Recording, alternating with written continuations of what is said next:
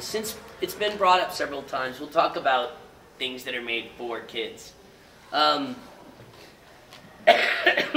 There are a few people in the States that see anime as the next big thing financially.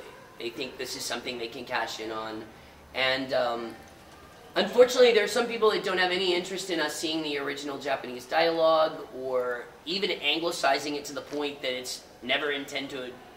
They want the story to look like it was never intended to take place in Japan. How many of you think that the changes that were made to One Piece were for kids' fault? Just out of curiosity, just a show of hands. Come on, come on. Okay, do you know that most of those changes were made by the Japanese? Really? Most all of those... Yeah, here we go. Here's where the little bubble starts to shatter. Yeah, all the name changes, the voices were picked by the Japanese, the smoking. How many of you believe that? Well, then why do you think Funimation would continue some of those same changes? I don't know, maybe the Japanese are insistent that it stay that way? Funimation took a bath on Dragon Ball Z back in the day. They were accused of everything. They were the antichrist of the industry when they released Dragon Ball Z. Yeah, but everybody just ruined Dragon Ball Z. The people at Funimation edited it. What if you said that part of the original agreement to get Dragon Ball released in the States was that it had to end up on TV no matter what? No matter what you had to do to it. If that was part of the agreement, does that make sense to you guys? Well, you all know how much merchandising was associated with Dragon Ball Z. You can't sell all that stuff if it's not on TV. Funimation did what was very smart. They took the advice of the Japanese, they made the changes that needed to be made to that show, and put it on TV. Because guess what? Then there was Dragon Ball Z Underoos and a Dragon Ball Z cereal bowl, and you could get a cup that matched a Taco Bell, you know? I mean, like, suddenly, everything was Dragon Ball Z everywhere. But it would have never happened had it not been on TV.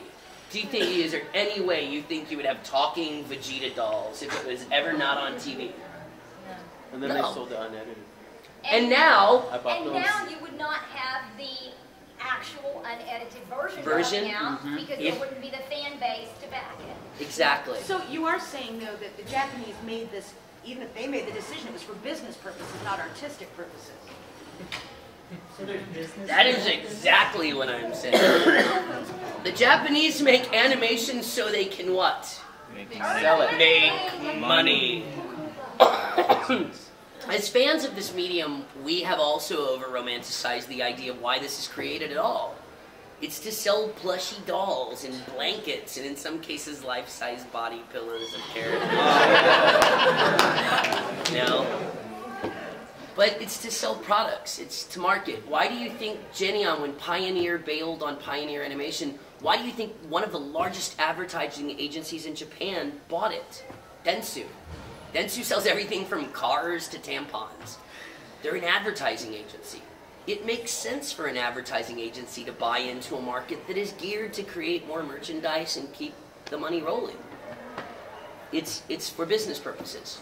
And when a show stops making money, they stop making the show. How many of you have ever watched an animated series that it just kind of wrapped itself up at the last second for no reason at all?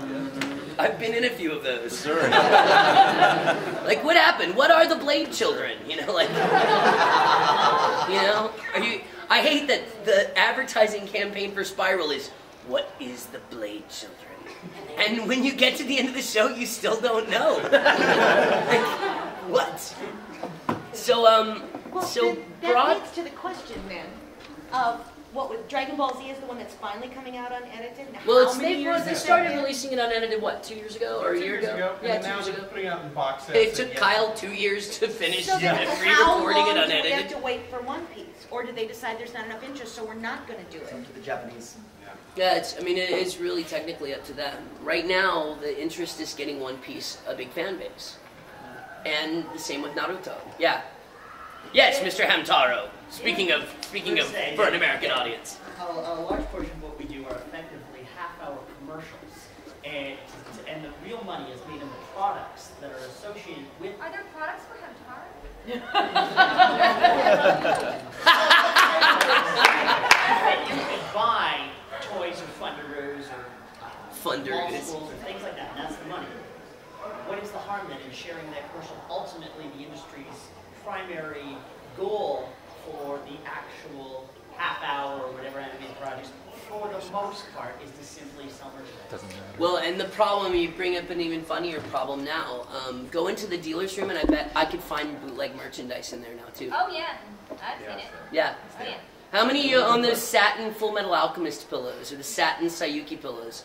I assure you that Studio Pierrot didn't make $1 off of those pillows, and neither did Aniplex. Almost every poster.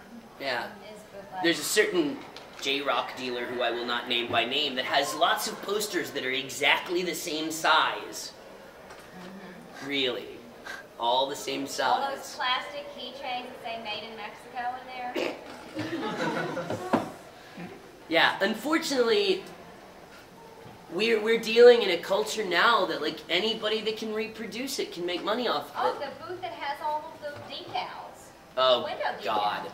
100% We're not letting them come to OhioCon. unlicensed merchandise, everything in this booth. Yeah. 100%. Yeah. So unfortunately now, people are making bootlegs. There's a bootleg Ghibli plushie creator that has actually created a hologram sticker for the authorized Ghibli merchandise.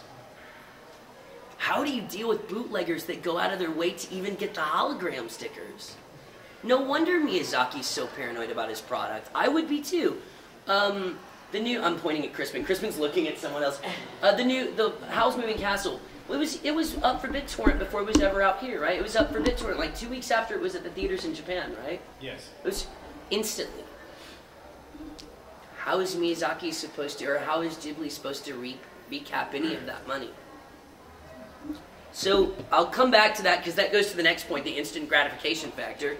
But there is also another idea to edited or broadcast anime that you need to be very aware of. There are several members of the Alchemist cast here. We would laugh at the forums when they're like, well, Funimation edited the episode where Kimberly made this man's head explode. Okay, how many of you own the Alchemist DVDs?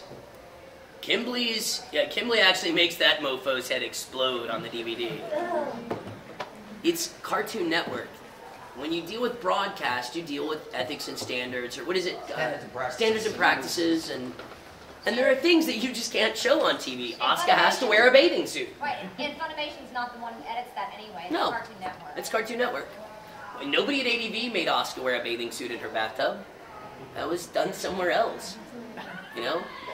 Although, I hear Tiffany does bathe sometimes in a bathing suit. Of course, I wouldn't do Why it would you in get decent, naked like, in a bathtub? Why?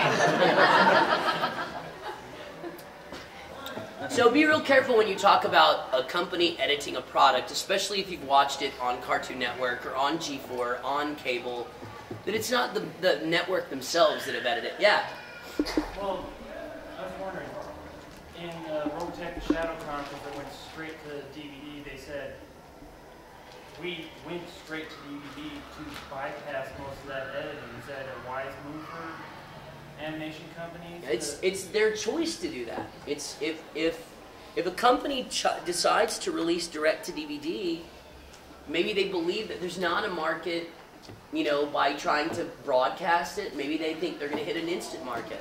Funimation found that out when they started putting their shows on iTunes. How many of you have seen a show called Speedgrapher? Awesome, dirty show. It didn't sell really well initially, CD sales, right? I mean, DVD sales. It didn't sell super fast. When they put it on iTunes, it found its own market. The perverts were on iTunes looking for something fun. And at $1.99 an episode, geez. Who's going to argue with that?